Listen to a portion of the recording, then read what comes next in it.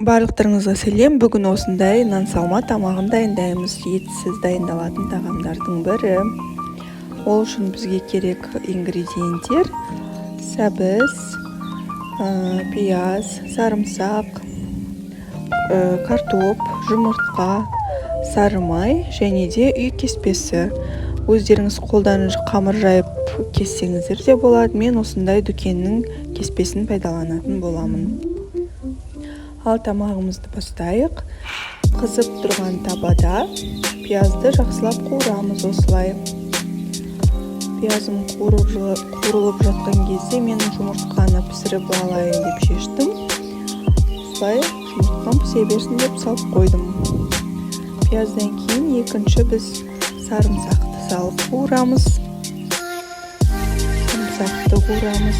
Одан кейін сәбізді қуырамыз. Әдемі болып қызарып қуырғанша піскенше қуырыңыздар. Сәбізімізді салып болғаннан кейін картоп саламыз. Тоже жақсылап әдемілеп қуырамыз.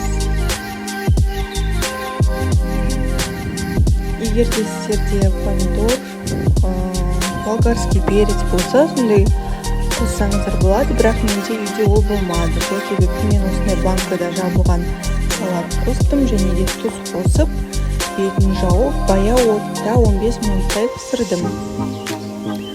Және одан кейін кастрюльға су құйып қойдым лапшаны пісіруге. Ал сары май не үшін керек десеңіздер, осындай қысқа, кішкене сары майымызды салып, қызарғанша күйдіреміз. Бұл өте нәзік, дәмді болып шығады осы майдың арқасында. Асты қара болғанша күйдіріңіздер, дәмі керемет болады. Егер де бұны түсінбей тұрсаңыздар, не деп, это нормально.